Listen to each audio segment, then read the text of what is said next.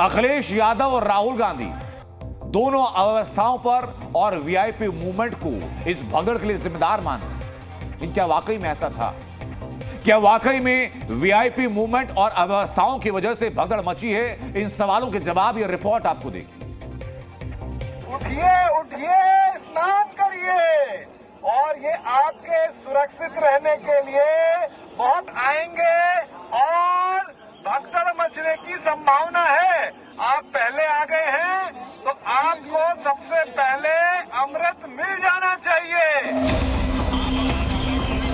मौनी अमावस्या के विशेष दिन महाकुंभ में भीड़ होगी, ये तय था। जल्द से जल्द अमृत स्नान करने के लिए श्रद्धालुओं की बड़ी तादाद आगे बढ़ेगी, ये भी पहले से पता था।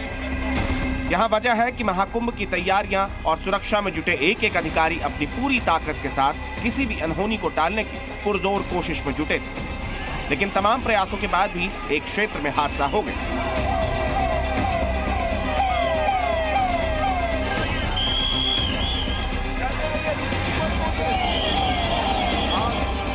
और इसके साथ ही शुरू हो गई सियासत। उत्तर प्रदेश में विपक्ष का सबसे बड़ा चेहरा और योगी सरकार को लगातार कटघरे में खड़ा करने की कोशिश करने वाले अखिलेश यादव ने ट्वीट किया, महाकुंभ में आए संत समाज और श्रद्धालुओं में व्यवस्था के प्रति पुनर्विश्वास जगाने के लिए यह आवश्यक है कि उत्तर प्रदेश शासन प्रशासन के स्थान पर महाकुंभ का प्रशासन और प्रबंधन तत्काल सेना को सौंप देना चाहिए।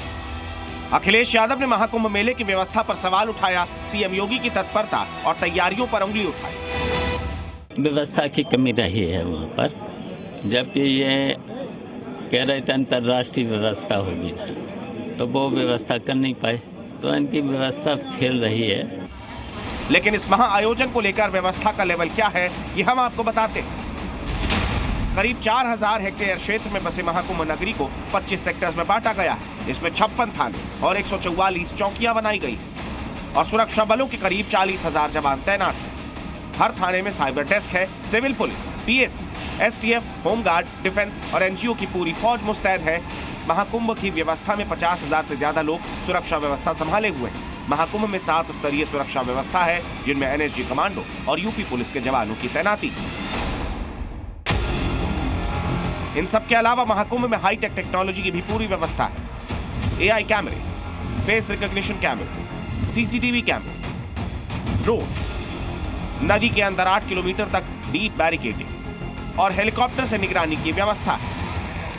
पूरी घटना की हम लोग न्यायिक जांच करवा करके इसकी तह में भी जाएंगे। इसके अलावा पुलिस के स्तर पर भी अलग से हम लोग इसकी एक अलग से भी जांच करवाएंगे कि आखिर कहां पे ऐसे हादसे किन कारणों से हुए हैं। महाकुंभ में हुए हादसे पर कांग्रेस सांसद राहुल गांधी ने भी ट्वीट किया। ट्वीट में शोकाकुल परिवारों के प्रति अपनी गहरी संवेदनाएं व्यक्त करने के बाद उन्होंने योगी सरकार को निशाने पर लिया। इस दुखद घटना के लिए कुप्रबंधन, बदइंतजामी और आम श्रद्धालुओं की जगह वीआईपी मूवमेंट पर प्रशासन का विशेष ध्यान होना जिम्मेदार है। अभी महाकुंभ का काफी समय बचा हुआ है, कई और महास्नान होने हैं। आज जैसी दुखद घटना आगे न हो, इसके लिए सरकार को व्यवस्था में सुधार करना चाहिए। वीआईपी कल्चर पर लगाम लगानी चाहिए और सरकार को आम श्रद्धालुओं की जरूरतों की पूर्ति के लिए बेहतर इंतजाम करने चाहिए। जो कुंभ में बुलावा भेज रहे थे, जो ये बता रहे थे कि मौनी अमावस्या के दिन 8 करोड़ लोगों के आने की उम्मीद तो है, हमारी तैयारी 10 से 12 करोड़ की है। कहां गई वो तैयारी? जमीन पे कोई तैयारी नहीं, जमीन पे सिर्फ जुमलेबाजी और शोशेबाजी चल रही है।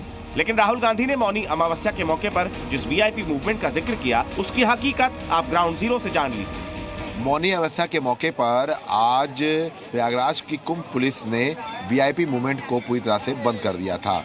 हम आपको तस्वीरें दिखाते हैं कि ये वीआईपी रोड है। जब भी कोई वीआईपी आता है तो इसी रास्ते से ही वो संगम की तरफ जाता है और संगम नोज में स्नान करता है। आज ये रास्ता पूरी तरह से नो व्हीकल जोन कर दिया गया था। महाकुंभ आयोजन की भव्यता के बीच इस हादसे ने पूरे देश और दुनिया भर के सनातनियों को गहरा शोक दिया है। लेकिन एक बड़ी सच्चाई ये भी है कि जिस तेजी से यह हादसा हुआ, उतनी ही तेजी और तत्परता से इस पर काबू भी पा लिया गया। प्रयागराज में हुए हादसे के बाद सबसे पहली प्राथमिकता ये थी कि संगम नोज से तमाम घायलों को अस्पताल सही समय पर पहुंचाया जाए। इसको लेकर एम्बुलेंस के लिए बाकायदा एक रूट बनाया गया, एक कॉरिडोर बनाया गया। हम आपको तस्वीरें दिखाते हैं कि ये वो रूट है जहां से एम्बुलेंस को लाया गया। सरकार की इतनी अच्छी व्यवस्था से कि एम्बुलेंस मुश्किल से 30 सेकंड के अंदर पहुंच गई है। कितनी एम्बुलेंस आ गई होगी, कितने लोग वहाँ पे? 20-30 एम्बुलेंस तुरंत पहुंच गई है।